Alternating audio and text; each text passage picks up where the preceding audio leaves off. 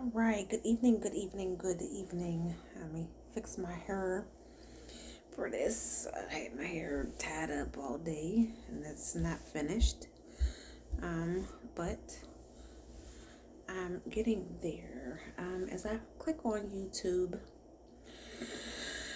I see Erica Mena called the black woman a blue monkey.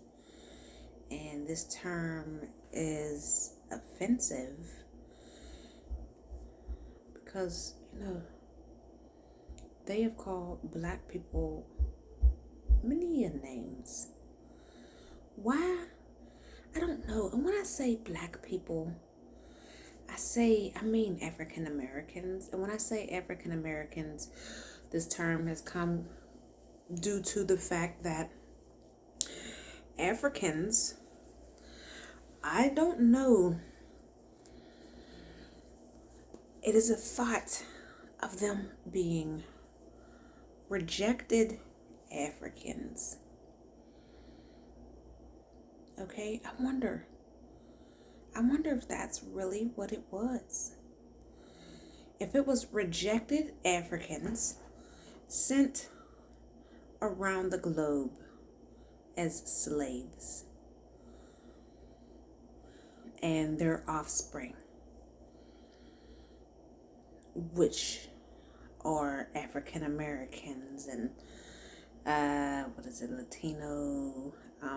what's the black Latinas? I can't think of the term right now, but that, and it saddens me. I was watching a podcast, I think, and the guy was speaking about Christians, and so these black African Americans, were kind of whipped, and they didn't want us to read the Bible, want us to be able to read, but they taught us the Bible, right? And if we dive deep and ask questions, while none of these people are still here, if we see how society has evolved and how one could think of how it was possibly African Americans were the rejected Africans. I know they were put on a boat and shipped around to do labor, free labor. And many of these Africans may not have known why. They were born into it. And so now we have African Americans, and we have still gotten a bad rep to everyone. So I'm pretty much thinking this could make sense. But please tell me why. Who are these people? Who are the ones? And, believing in Christianity, being Christian, believing in Christianity, I turn to the book of Isaiah. In Isaiah, it mentions things like the whole head is sick. Now, I mentioned Isaiah. There are 66 books in the Bible, right? There are, 27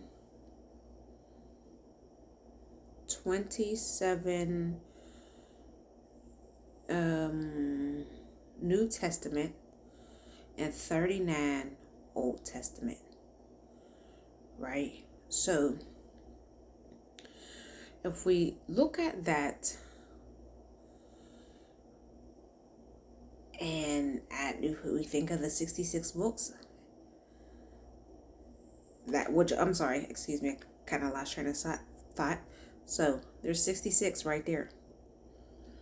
And we look at Isaiah, the book of Isaiah. There are 66 books in Isaiah.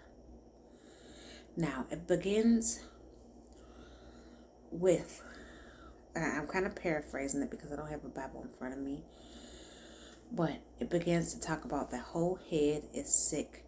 And my people have gone away and have strayed away. And so, oh my goodness. Is that the rejected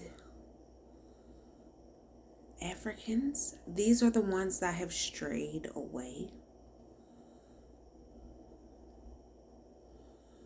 Those are the ones whose head is sick. Those are the ones that do not look to God, and we look at what is the culture right now. Black culture, which is popular, which we take and glorify sexual activity. We glorify drugs. We glorify single motherhood. We glorify children being born out of wedlock and children whose fathers are in prison. We glorify all the negative behavior, and yet we continue to go down that road. We continue to go down that road. Yes, sex is natural, just like pooping and peeing. However, like I heard somebody say on, I can't remember the show right now. I don't want to say the wrong show. He showed restraint. He's like, I gotta pee right now, but I gotta hold it because we're doing a show. And so you want to think of having sex and making children and not taking care of them and being on a system, and I realized me and my sister were talking. She recently quit her job because she was, I'll say, being harassed. She was being harassed. Her boss kept telling her she was doing everything wrong. And the more we looked into why her boss would say that, it began to paint a picture of her boss feeling intimidated. My sister has her RN, so she has a degree. She doesn't have to stay there and accept what the woman is saying. And RN, they are in high demand in many of places. Her boss had an assistant who kind of nitpicked more than a boss and would go back to the boss and, keep time. And we realized, my sister thought that the boss's assistant was more so of a qualified individual. However, it turns out that she doesn't have any degrees. She doesn't have anything. And so therefore, the boss might be keeping her around because she doesn't feel intimidated by her assistant. Her assistant has to accept what she says to her and how she acts because, hey, what are you going to do? And to be honest, I came across a situation like that myself. About 4 months ago, I interviewed for a position, and I am right now currently in I'm obtaining my social work degree. And when I went for the position, the woman, the interviewer, lets me know, she gives me a little bit about her background. She has a master's in social work, and At first, she worked with children for probably about 30 years, I think she said, and then she may have had a second master's. I don't remember what it was in, but she gave me the impression that she enjoyed her job for 30 years, but she decided to switch it up, and that she was well educated and understanding human behavior and society. However, when it came to me, she shared a office of I want to say old folks home, because that's not the proper term, but it had the residents were 62 and over, or those who had a disability. And she shared an office with a property manager, which was a black woman. And she says, look at her. She doesn't have a degree. And she said to me, I don't need to have a degree. Now, you tell me, why do you think it was appropriate for you to say that to me? You've been in your position. You've been at one position for over 30 years. I don't know if you went straight from high school to becoming a social worker or what you've been through, what steps you took. I have no idea. I didn't get to speak with you that long. This woman that long, excuse me. I'm not acting like I'm talking right to her. But we didn't have that kind of conversation. But for her to say that, it implies that she was intimidated by me furthering my education, and there is no need for me. However, she lets me know that she has 2 masters or a master. Oh, you can have it, but I can't? How does that equate? And this is a white woman working for the Jewish Association on Aging in a predominantly black residential, what is that? I forget the term, so I will have to look that up to know, but what is it? It's an apartment building filled with older people. So, how? And I don't know if I can say the name, post the name. Her name is Nadine Crewman. And she made me feel very unwelcome to apply to a position, and made me feel that I was incompetent, that I would not be able to call 911, and that she had chosen an individual for the position that she was interviewing for, and they just had no idea what to do. And to be honest with you, I think because of my name, she thought I was white.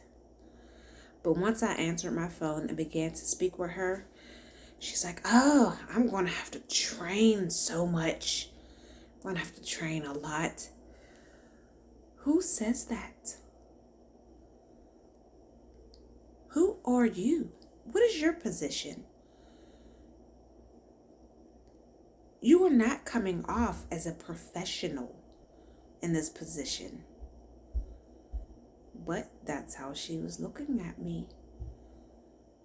And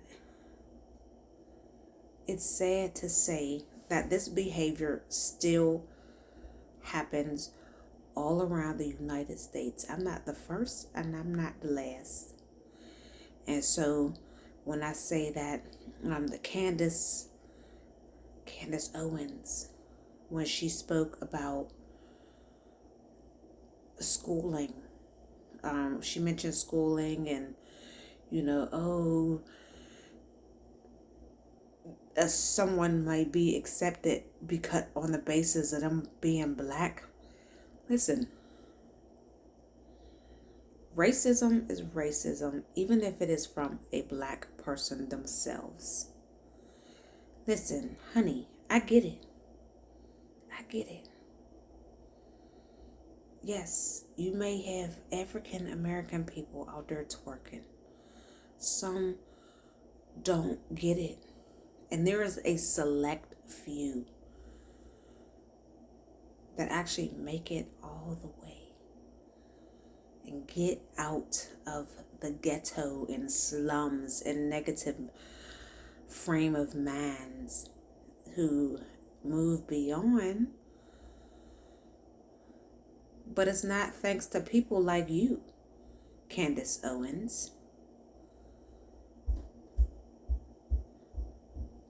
Yes, if a African American person applies to Harvard, Yale, a top-notch HBCU, or some private institution, and they get accepted because they are African American, there are jobs out here that say a specific requirement, and they say they're looking for the best. You know, a lot of people will be like, oh, I'm not qualified for that. I don't have that. And then they're looking like, oh, well, you know, there's a lot of people that don't apply. But the ones that do apply, maybe we want them because they'll actually do the job. They know their worth. So there's this out there. There's that information out there. And there's also, I believe, what transpire is, there's I guess I'll say a slogan. It's not what you know, but who you know. That still exists today. It's not what you know, but who you know. So there's still people getting jobs. And I believe, as me and my sister were talking, believe that started thanks to affirmative action. Still to hold people back. Why? I don't know. But, all right, y'all. Peace out. God bless. Always put God first. Have a good night.